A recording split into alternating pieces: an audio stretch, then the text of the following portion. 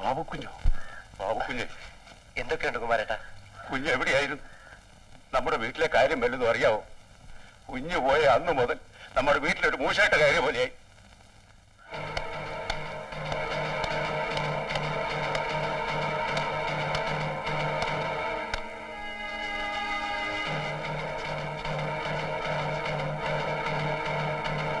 വീട് നാനാവിധമായി കഴിഞ്ഞു. ഇനി എങ്ങനെയെങ്കിലും കുഞ്ഞ് ഇതൊന്ന് ശരിയാക്കണം. ആ കുഞ്ഞുങ്ങളുടെ കാര്യം ഇതിലൊക്കെ കഷ്ടം. മൂത്ത് നിങ്ങൾ രണ്ടും ബോർഡിങ്ങിലാണ് കുഞ്ഞ്. ഇനിയൊന്നും കുമാരേട്ടൻ പറയണ്ട, ഞാൻ എല്ലാം ശരിയാക്കാം. സജിയും നീനയും കാണാൻ അവരുടെ അച്ഛൻ വരാറുണ്ടോ? ഇവിടെ കൊണ്ടുവന്ന് ചേർത്തിട്ട് ഇതുവരെ വന്നിട്ടില്ല. കുട്ടികൾ രണ്ടും വളരെ ഗ്ലൂമിയാണ്. പേരൻസ് ഇടയ്ക്കിടെ അവരെ വന്ന് കാണുന്നത് നന്നായിരിക്കും. അങ്ങനെ ചെയ്യാം സിസ്റ്റർ. അവര് വരുന്നുണ്ട്.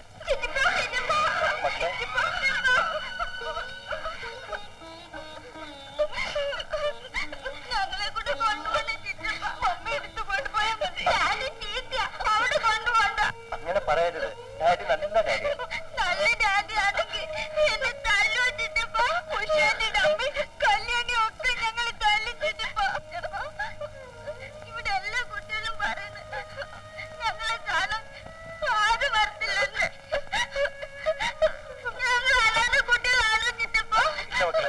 നിങ്ങൾ അനാഥരല്ല, നിങ്ങൾക്ക് ഈ ചിറ്റപ്പനുണ്ട്.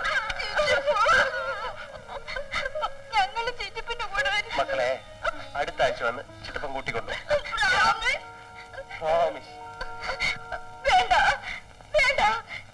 എനിക്കൊന്നും കേൾക്കണ്ട. ഞാൻ ചെയ്ത തെറ്റിന് മാപ്പി വയ്ക്കാൻ വേണ്ടി മാത്രമാണ് ഞാൻ വന്നത്. കഴിഞ്ഞതൊന്നും എന്നെ ഓർമ്മിപ്പിക്കാതെ ദയവ് ചെയ്ത് ഇവിടെ ഒന്ന് പോകൂ. ഞാൻ പറയുന്നത് എന്റെ കുടുംബജീവിതം നീ തകർത്തു. ഇനി ഞാൻ മരിക്കുന്നത് കൂടെ നിനക്ക് കാണണം. ചേട്ടത്തി,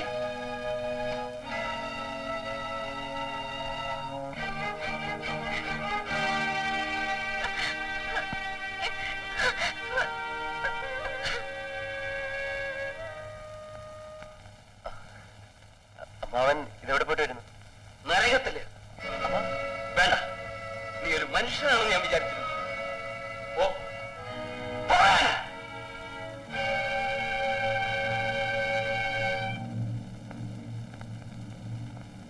ഇന്ദു, ആരാണടി അവൻ? ഇവിടെ നിന്ന് ഇറങ്ങിപ്പോയവൻ ആരാണെന്നാ ചോദിച്ചത്? ബാബു. ഏത് ബാബു? എന്റെ ഭർത്താവിന്റെ അനുജൻ. ഭർത്താവിന്റെ അനിയനോ? അതോ നിന്റെ രഹസ്യക്കാരനോ? നാണം കെട്ടവളെ, നീ ഇത്തരക്കാരിയാണോടി? കാലം പറഞ്ഞിട്ട് ഞാൻ വിശ്വസിച്ചില്ല. ഇപ്പൊ ഞാൻ എന്റെ കണ്ണുകൊണ്ട് കണ്ടു. വേണ്ട, നീ എന്നെ അച്ഛന്ന് വിളിക്കണ്ട. ഒരു പിഴയട്ടവളുടെ അച്ഛനല്ല ഞാൻ.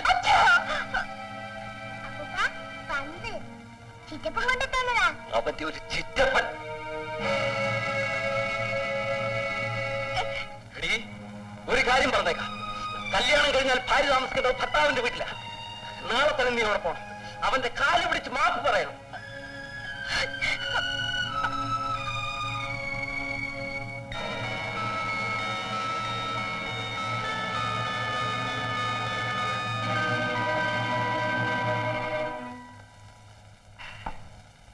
നിങ്ങളിങ്ങനെ കാശും കെട്ടിപ്പിടിച്ചോണ്ടിരുന്ന പണി നടക്കില്ല. അവനെ തകർക്കണമെങ്കിൽ പണം ചെലവാക്കണം. ഞാൻ എന്ത് ചെയ്യണം റപ്പായി പറയുന്നു? ഒരു 500 രൂപയും കൊടുത്താ വേല റപ്പായി കാണിച്ചു തരാം. 500 രൂപയോ? കഴിഞ്ഞ ഒരു മാസമായിട്ട് ഒറ്റ രോഗി പോലും പഠിക്കാതെ കയറിയിട്ടില്ല. കാശിന് വലിയ റപ്പായി. എന്നാ വലിച്ചോണ്ടിരുന്നോ? എനിക്കെന്താ, ഞാൻ ഈ ചെയ്യുന്നതൊക്കെ നിങ്ങൾക്ക് വേണ്ടിയാ. റപ്പായി പിണങ്ങാതെ, ഞാൻ എന്റെ ബുദ്ധിമുട്ട് കൊണ്ട് പറഞ്ഞതാ. അതെ, നിങ്ങൾക്ക് ഒരു 200 രൂപ ഉണ്ടാക്കാവോ? എല്ലാരും ഇച്ചിരിച്ച വെള്ളം മേടിച്ചു കൊടുക്കാനാ. അവനെ ഞാൻ കെട്ടിച്ചു തരാം. ശരി, സമ്മതിച്ചിരിക്കും.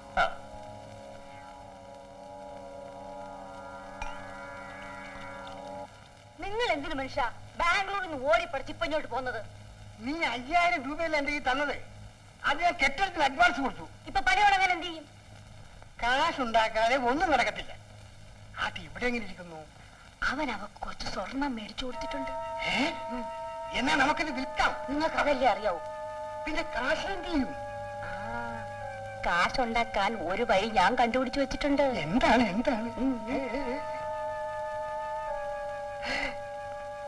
അവൻ DSP ആണ്. DSP അല്ല ASP ആയാലും ഇതിന്റെ മുന്നിൽ അവൻ ഡിഫീറ്റാ. നിനക്ക് ധൈര്യം ഉണ്ടെങ്കിൽ പ്രയോഗിച്ച് നോക്ക്. നിങ്ങൾ നോക്കിക്കോ, പെട്ടി നിറച്ച് പണവുമായിട്ട് നാളെ വൈകുന്നേരത്തെ വണ്ടിക്ക് നമ്മൾ ഇവിടുന്ന് പോകുന്നു. നേരോ? ഉഷേ, എനിക്ക് ബാലയോട് അല്പം തനിച്ച് സംസാരിക്കാനുണ്ട്.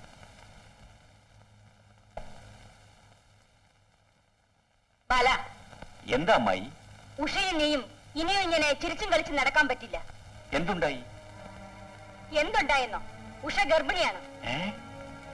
ഞാൻ മൂലമോ? പിന്നെ അല്ലാതെ ഇവിടെ ആരാ ഉള്ളത്?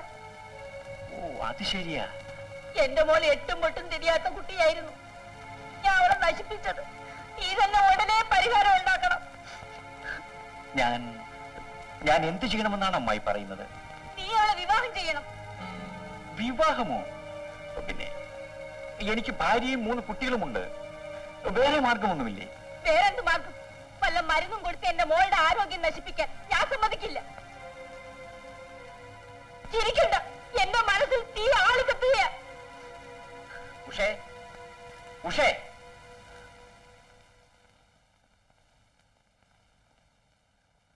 ബാലേട്ട, ഒരമ്മയുടെ മുന്നിൽ വെച്ച് മകളോട് ചോദിക്കാൻ പാടില്ലാത്തതാണ്. എന്നാലും എന്താ ബാലേട്ട? ഞാൻ മൂലം നീ ഗർഭിണിയാണോ?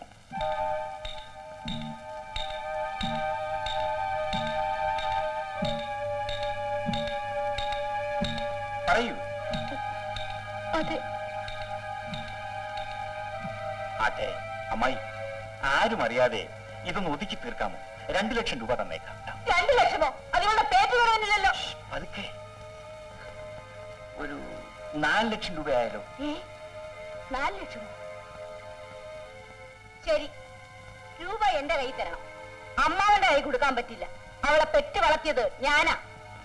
അപ്പൊ കാശ് കിട്ടിയാൽ ഗർഭം താനേ പോകും അല്ലേ? അമ്മായി, 2 വർഷം മുമ്പ് സന്താന നിയന്ത്രണത്തിന് വേണ്ടി ഓപ്പറേഷൻ ചെയ്തവനാണ് ഞാൻ. എന്നെ വേണ്ടി പണം പിടുങ്ങാമെന്ന് വിചാരിച്ചല്ലേ? ആയിരുന്നേക്ക് ഇങ്ങോട്ട് മാറി നിൽക്കടി. അമ്മയും മകളും കൂടി പുതിയ ബിസിനസ് തുടങ്ങിയിരിക്കുകയാണല്ലേ? നാണം കെട്ട പലിശകൾ.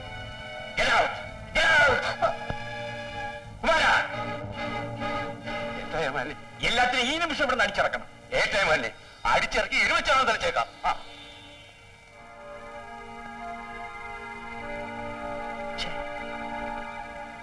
ഇങ്ങോട്ട് വാടോ ഇറങ്ങി. എന്താ ഒരു അമാന്തം പോലെ. ഇറങ്ങി വാടി. ആരോടല്ലേ അടി? എന്താ എന്റെ കയ്യിലിരിക്കുന്നത്? ഏതോ മോഷിച്ചു വെച്ചിരിക്കുന്നു. ഓണ വഴിക്ക് ഗണവഴിക്ക് അടിക്കാനാ?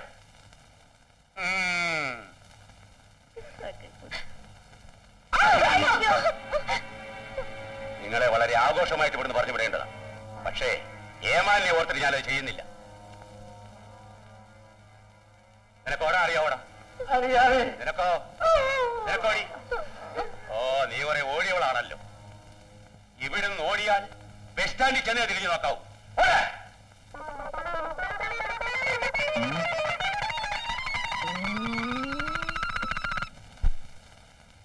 ഡോക്ടർ സാർ, എന്റെ കുഞ്ഞിന് ശ്വാസം മുട്ടൽ, നല്ല പനിയുണ്ട്. ഒന്ന് വീട് വരെ വന്നാൽ. ഞാനിപ്പോ വരാം.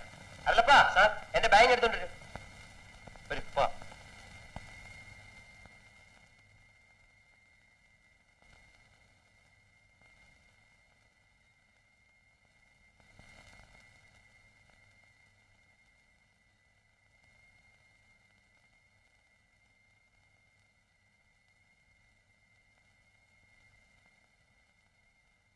അയ്യോ,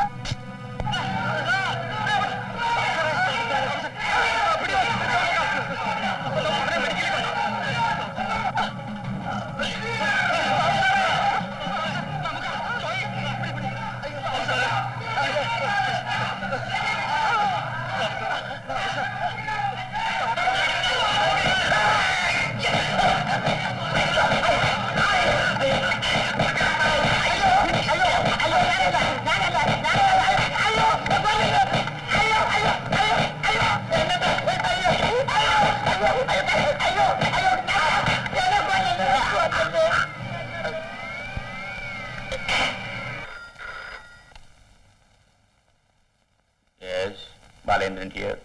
സാർ, ഞാൻ ആലപ്പുഴയിൽ നിന്ന് സർക്കിൾ ഇൻസ്പെക്ടർ വിജയനാണ്. എന്താ വിജയ? സാർ, അങ്ങയുടെ ബ്രദറുടെ ആശുപത്രിയിലാണ്. എന്തു പറ്റി?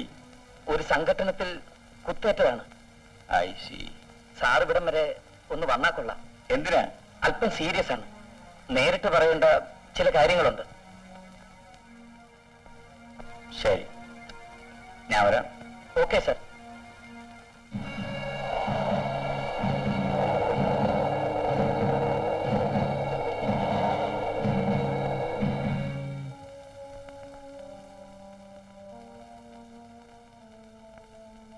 അവൻ എവിടെ കിടക്കുന്നു?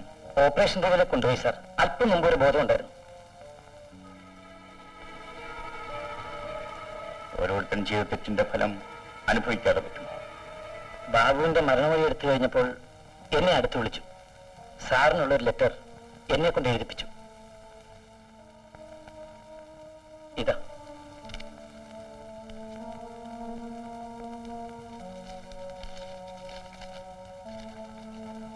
പ്രിയപ്പെട്ട ചേട്ടാ, എനിക്ക് മാപ്പ് തരണം. ചേട്ടത്തി നിരപരാധിയാണ്. ലഹരി പിടിച്ച ഞാനാണ് സ്വഭാവമില്ലാതെ അവരെ കടന്നു പിടിച്ചത്. അവരെതിർത്തു. അപ്പോൾ ചേട്ടൻ വന്നു. കുറ്റവാളി ഞാൻ മാത്രം. ചേട്ടത്തെ അക്കാര്യത്തിൽ ശിക്ഷിക്കരുതേ. മരിക്കുന്നതിന് മുമ്പ് ചേട്ടനെയും ചേട്ടത്തെയും കുട്ടികളെയും എനിക്കൊരുമിച്ച് കാണണം. എന്റെ അവസാനത്തെ ആഗ്രഹം നിറവേറ്റി തരില്ലേ? നിറവേറ്റി തരില്ലേ ചേട്ടാ? എനിക്ക് മാപ്പ് തരൂ. മാപ്പ് ചേട്ടാ. ഞാൻ തെറ്റി. ഇത്രയും നാൾ നീയും അവനും ചേർന്ന് എന്നെ വഞ്ചിക്കുകയായിരുന്നു. ഞാൻ നിരപരാധിയാണ്. അവനെല്ലാം തുറന്നു പറഞ്ഞ് സമ്മതിച്ചു കഴിഞ്ഞു. എന്നിട്ടും നീ എന്നെ മഠേനാക്കാൻ ശ്രമിക്കുകയാണോ? അവൻ എന്നെ സമ്മതിച്ചെന്നാണ്. അവനാണ് എന്നെ. Stop it. എനിക്ക് കേൾക്കണ്ട. എല്ലാം എനിക്ക് മനസ്സിലായി കഴിഞ്ഞു. ഇല്ല ഇല്ല, ബാലേട്ടൻ തെറ്റിദ്ധരിച്ചിരിക്കുക. ഞാൻ നിരപരാധിയാ ബാലേട്ട. നിരപരാധി? അതെ. നിന്നെ ഞാൻ അമ്മേ, അമ്മേ.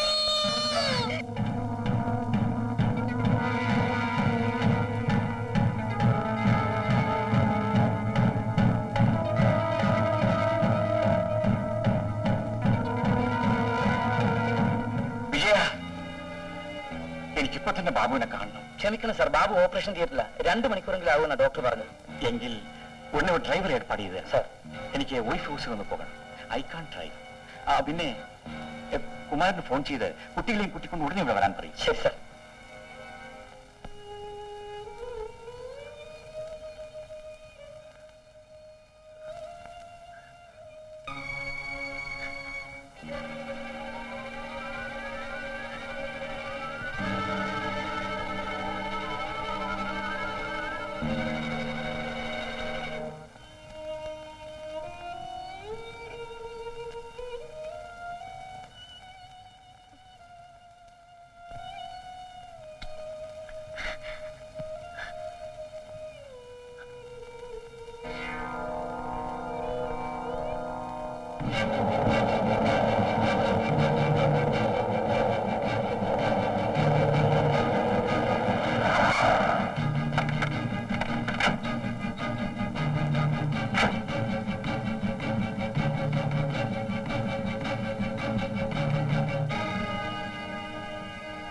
ഇന്ദു, ഇന്ദു, ഇന്ദു, ഇന്ദു, ഇന്ദു, കഥ തുറക്ക്. ഞാനാണ് നിന്റെ ബാലേട്ടൻ.